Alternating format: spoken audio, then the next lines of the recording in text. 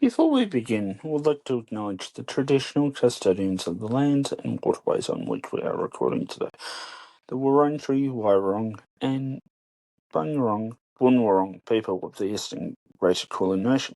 We pay our deepest respect to their elders, past and present, and we extend that respect to all First Nations people listening today, as well as we honour their sovereignty was never ceded. We acknowledge their enduring and unbroken connection and contributions, their storytelling, their unending fight, deep understanding, commitment, and their continued care for country, land, waterways, sky, culture, and communities.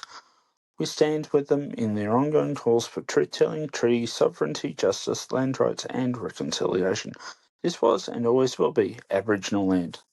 So, imagine this, it's 5:59 p.m. in 1954. You're standing shoulder to shoulder with one of the thousands of Naarm-Melbourne pubs. Pots, pints, and long necks all lined up across a bar like a liquid picket fence, and as the clock strikes 6, the room transforms into an absolute beer-fueled stampede. Of course, I'm referring to the infamous 6 p.m. swill, a byproduct of the moral crusade, a decades-long battle over the booze, and Victoria's very own watered-down version of the USA's Prohibition. The weirdest of all, some Victorian suburbs and towns are still legally dry in 2025. So let's dive into the wild, messy, political, and straight up bizarre history of Naarm-Melbourne's temperance movement and how it shaped the nightlife, suburbs, and even the way we drink today. So first thing, please don't forget to like, share, comment, and subscribe right here. Follow us over at Podbean and get across all of our socials for even more content. Here's a quick heads up. Today's episode discusses alcohol misuse, public drunkenness, violence, and historical social policies triggering vulnerable communities, some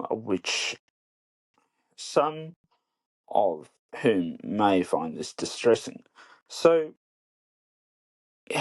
if this is not the right time for you, I completely understand, and of course your well-being comes first. So please do consider to either pause, skip, or choose from one of the lighter episodes, and then when you're ready, come back. Yet, if you do choose to go with this episode, as always, please remember to listen and watch with care. Thanks. Welcome to Down the Yarra, the podcast that takes you on a deep dive into the heart and soul of Naarm-Melbourne and South Central Victoria. Whether you're a local or just curious, this podcast is for you. Hi, I'm your host, Andy. Today we're cracking open one of Melbourne's most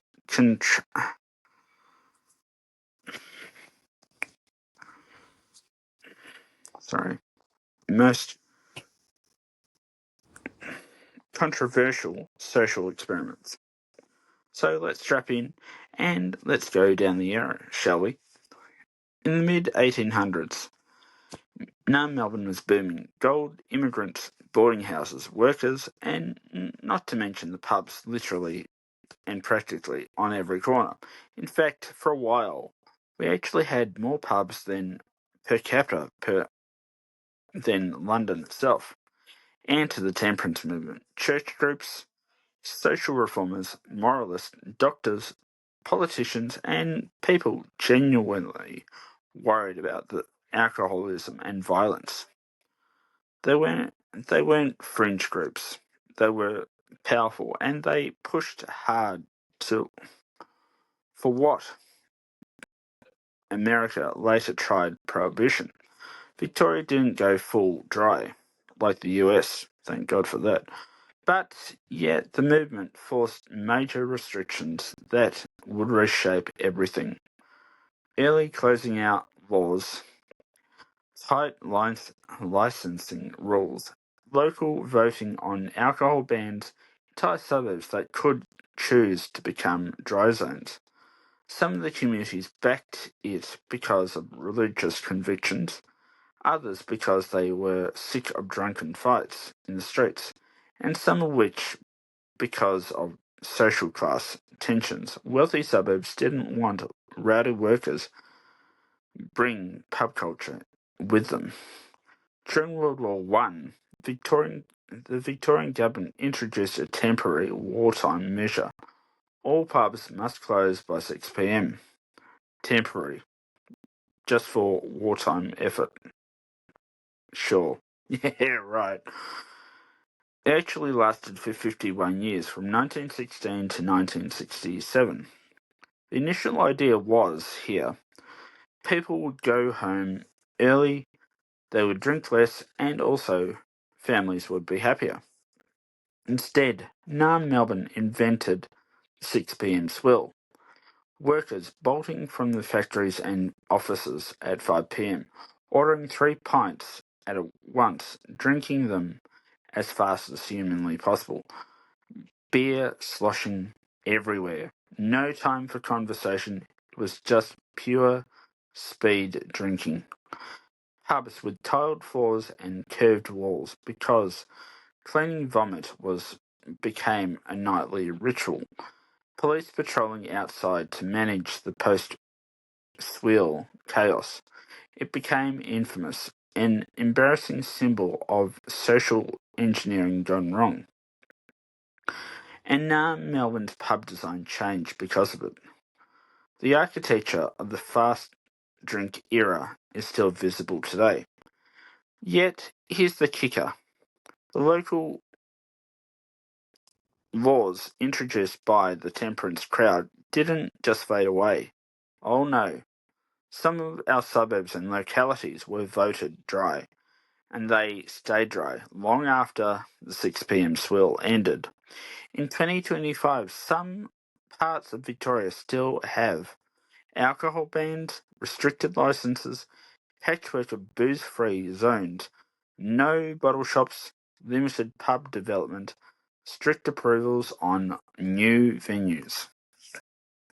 Places like Ashburton in Melbourne's east, Mildura's urban fringe, sections of Glenroy historically, and parts of the Wimmera in Western Victoria still maintain legacy restrictions.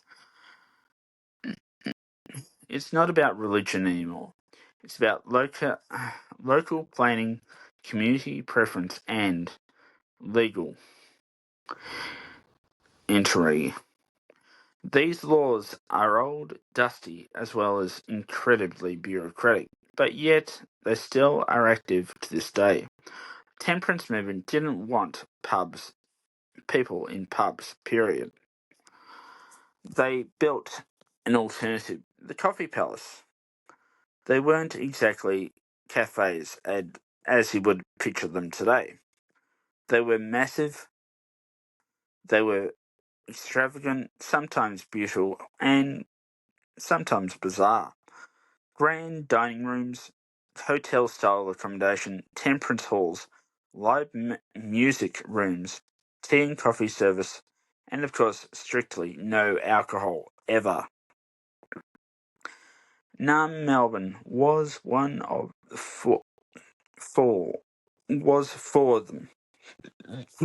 The Federal Coffee Palace, Victoria Coffee Palace, and of course dozens more. Some were architectural masterpieces, some quietly collapsed when people realised they wanted, well, to drink.